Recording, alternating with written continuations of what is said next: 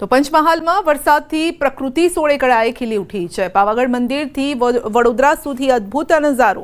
પાવાગઢથી વડોદરાના આજવા તળાવના દ્રશ્યો આપ જોઈ શકો છો। હાલોલ વડોદરા સુધી આ દ્રશ્યો કેમેરામાં કેદ થયા છે। વાદળો ડુંગરો સાથે વાતો કરતા હોય તેવા આ દ્રશ્યો જોવા મળી રહ્યા છે। તો અદ્ભુત આ નજારો અને વરસાદી વાતાવરણમાં પાવાગઢ ખીલી ઉઠે છે અને ઉપર મહાકાળી મંદિરથી નીચેનો જે નજારો જોવા મળી રહ્યો છે તે સુંદર ભાસી રહ્યો છે। તો દૂર દૂર સુધી વાદળો આ સાથે પ્રકૃતિ સોળે કળાએ ખીલી ઉઠી છે। લીલોતરી છવાઈ છે અને દૂર સુધી વાદળો જોવા મળી રહ્યા છે। જાણે કે વાદળો પણ ત્યાં નજીકથી પસાર થતા હોય તેવા દ્રશ્યો પણ જોવા મળે છે। વધુ અપડેટ મેળવીશું સંવાદદાતા રાજેશ પાસેથી। જી રાજેશ, પાવાગઢ વિસ્તાર અત્યારે પ્રકૃતિ જાણે અહીંયા સોળે કળાએ ખીલી ઉઠી છે। પંચમહાલ જિલ્લાનું યાત્રાધામ પાવાગઢ અને જાંબુઘોડા વન વિસ્તાર હાલ સોળે કળાએ પ્રકૃતિ ખીલી પ્રકારના દ્રશ્યો જોવા મળી રહ્યા છે। સાથે સાથે જ વહેલી સવારે જ્યારે સૂર્યનું પ્રથમ કિરણ પડતું હોય છે પૃથ્વી ઉપર, દરમિયાન પાવાગઢ ડુંગર ઉપરથી છેક વડોદરા સુધી આજવા તળાવ સુધીના જે દ્રશ્યો છે કેમેરામાં આરામથી કંડારી શકાતા હોય છે। સાથે જ કુદરતી નજારો પણ અહીંયા સોળે કળાએ ખીલી ઉઠતો હોય છે। વાદળો છે તે છેક ડુંગર અને છેક ધરતી સુધી અડકીને નીચે વાતો કરવા માટે આવતા હોય પ્રકારના આહલાદક દ્રશ્યો જોવા મળતા હોય છે। આ જે દ્રશ્ય છે એક પાવાગઢના મંદિરના ટ્રસ્ટી અને જે ડોક્ટર વિજય પટેલ જે પર્યાવરણ પ્રેમી છે તેઓએ પોતાના કેમેરામાં કંડાર્યા હતા અને તેઓ પણ રોમાંચિત થઈ ઉઠ્યા હતા કે જે પ્રકારનું આ વાતાવરણ છે હાલ પોલ્યુશન સવારમાં નથી જોવા મળતું, ત્યારે જે પ્રકારના જે દ્રશ્યો જોવા મળતા હોય છે, શુદ્ધ વાતાવરણ હોય છે, એ પ્રકારે પર્યાવરણ જતનની સૌ પ્રકૃતિ પ્રેમીઓ પણ કરે એ પ્રકારની તેઓ પણ હાલ માગણી કરતા જોવા મળી રહ્યા છે। જી આપનો આભાર।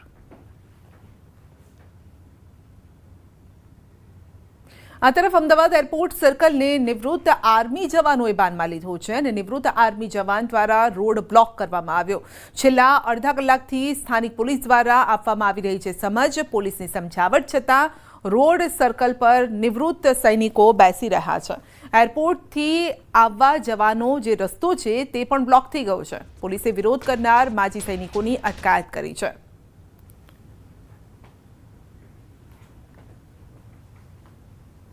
અમે આવ્યા છે અહીંયા આપણે મસૂરીથી અને જામનગર જવા નીકળ્યા છે। તો અત્યારે અમે 1.5 કલાકથી અહીંયા ટ્રાફિકમાં ફસાયેલા છે। અમારે નાના નાના બાળકો છે એ પણ ભૂખ્યા અને તરસા છે। જો આ ટ્રાફિક જામ હટે તો અમે આગળ નીકળી શકીએ। 1.5 કલાકથી તમે હા 1.5 કલાકથી અમે વેઇટ કરી માટે આવ્યા છો? ખાસ ફરવા નીકળ્યા હતા હરિદ્વાર, મસૂરી અને ત્યાં અમે ઋષિકેશ ને ત્યાં ફર્યા। ત્યાંથી અમે ફ્લાઇટ અહીંયા 1 વાગે અમને છોડી। एक घंटे से यहाँ हूँ। 1 घंटे से परेशान नहीं हूँ, मैं दिल्ली से आ रही हूँ। हाँ, और ऐसा ट्रैफिक देखो, परेशान भी इतना दूर। और ये क्या हो रहा है इधर हो रहा है क्या? विरोध चल रहा है, आंदोलन चल रहा है। रोड के पब्लिक के बीच में पुलिस वगैरह कोई है ही नहीं क्या? हम तो टैक्सी वाले हैं, एक बात समझिए। हाँ, बाकी सब लोग जिसकी ट्रेन है, जिसका वो है, किसी का मेडिकल प्रॉब्लम है, वो सारे फंसे हुए हैं। बिल्कुल, मेडिकल वाले तो भी फंसे हुए हैं। तो हम निवेदन करते हैं कि इसको जल्द से जल्द खत्म करो। बिल्कुल। और इंसाफ होना चाहिए। जो आर्मी वाले को मारा है उसका भी इंसाफ होना चाहिए, क्योंकि हमारा देश की आर्मी के हाथ उठाया उन लोग ने। અમદાવાદના એરપોર્ટ સર્કલ ઉપર અચાનક જ ટ્રાફિક રોકી દેવામાં આવ્યું છે અને ટ્રાફિક રોકનાર આપ જોઈ રહ્યા છો મોટી સંખ્યાની અંદર નિવૃત્ત સૈનિકો, નિવૃત્ત આર્મી મેન તમામ અહીં ઉપસ્થિત છે। તેમની સાથે પણ વાતચીત કરીશું, પરંતુ જે પ્રકારનો વિરોધ થઈ રહ્યો છે મને કહેશો કે ટ્રાફિક રોકવા પાછળનું કારણ શું?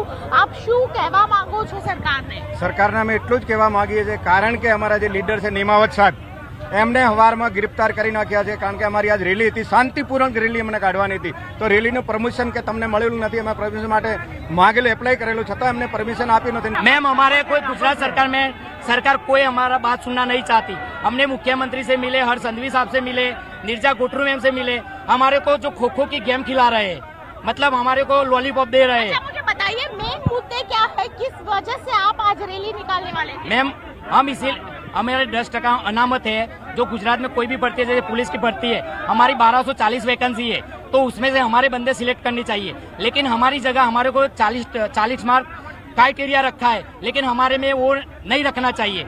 हमारा सुप्रीम कोर्ट हाई कोर्ट का आदेश है कि इनको हमारे को लागू नहीं है, लेकिन हमारी जो वैकेंसी हमारे में भरनी चाहिए।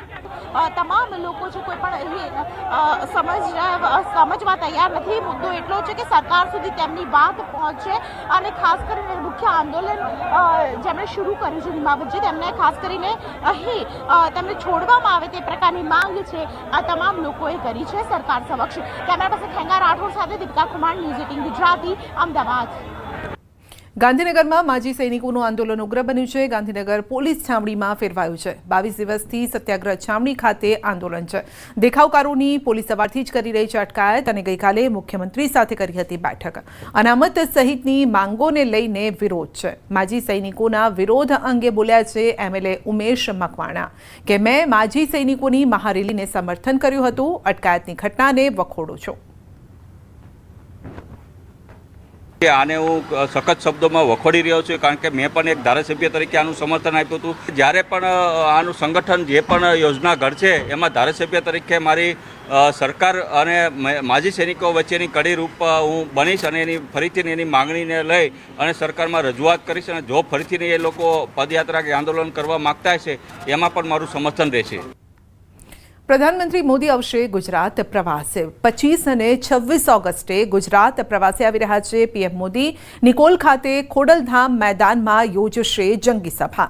1 લાખ લોકો સભામાં જોડાય તેવી પણ શક્યતા છે. પ્રદેશ અને શહેર ભાજપ દ્વારા શરૂ કરાઈ છે તમામ તૈયારીઓ.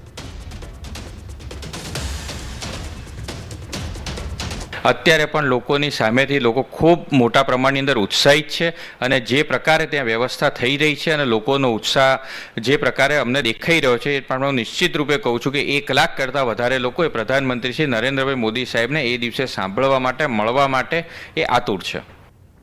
આદરા પંચમહાલ પંથકમાં દીપડાએ ડરાવ્યા છે. જાંબુઘોડાના જોટવડ ગામમાં દીપડાના આંટાફેરા જોવા મળ્યા. જાહેર માર્ગ પર થઈ રહેલ રહેણાંક વિસ્તારમાં દીપડો પ્રવેશ કરતો હોવાનો વિડીયો વાયરલ થયો છે. દીપડો બિંદાસ બની ટહેલતો રસ્તા પર આવી ગયો. ઘર આંગણે પશુઓ બાંધી રાખ્યા હતા એ તરફ જઈ રહ્યો હતો. આ દ્રશ્યો કાર ચાલકે પોતાના મોબાઈલમાં કેદ કર્યા અને થોડા દિવસો અગાઉ જાંબુઘોડા બોડેલી માર્ગ પર બાઇક સવારને દીપડાએ ઇજાગ્રસ્ત કર્યાની ઘટના પણ સામે આવી હતી.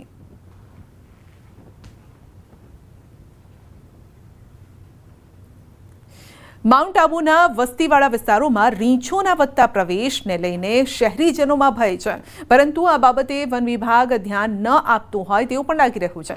રીંછની વસ્તી વધવાની સમસ્યા પર SDMએ એક બેઠક પણ બોલાવી, પરંતુ આ બેઠકમાં હાજરી આપવા માટે કોઈ જવાબદાર અધિકારી હાજર ન રહ્યો. બેઠકમાં રીંછની સમસ્યાને લઈને જે નિર્ણય આવ્યો તે સાંભળીને તમે પણ ચોંકી જશો. વન વિભાગના જણાવ્યા મુજબ જ્યાં વધુ રીંછ હોય ત્યાં મરચાનો પાવડર ફેલાવો તેવો નિર્ણય બેઠકમાં કરાયો. વડી બેઠકમાં જ્યારે SDMએ વન વિભાગના હાજર વન અધિકારીને વસ્તીવાળા વિસ્તારોમાં ઘૂસતા રીંછોથી સુરક્ષિત રહેવા માટે પગલાં વિશે પૂછ્યું તો તેઓ ફક્ત એટલું જ કહી શક્યા કે અમારી પાસે પહેલાથી જ ઓછો સ્ટાફ છે. જો કે SDMએ નિર્ણય કર્યો છે કે નગરપાલિકા અને વન વિભાગ સાથે મળી અને ટૂંક સમયમાં એક SOP तैयार कराશે. SOP, अगर भालू मुझे अटैक करे तो मैं उससे आत्मरक्षा कैसे करूं? अगर मैं सड़क पे चल रही हूं और भालू मेरे सामने से गुजरे तो मैं क्या करूं? या मेरे घर पे मैं ऐसे क्या उपाय लगाऊं जिससे कि यदि भालू मेरे पास आता है तो मैं उससे बच पाऊं? ये तो SOP जारी होनी ही चाहिए. आज शाम तक मैंने फॉरेस्ट डिपार्टमेंट से रिक्वेस्ट भी किया है कि इस प्रकार की एक SOP एक हेल्पलाइन नंबर के साथ जारी करें.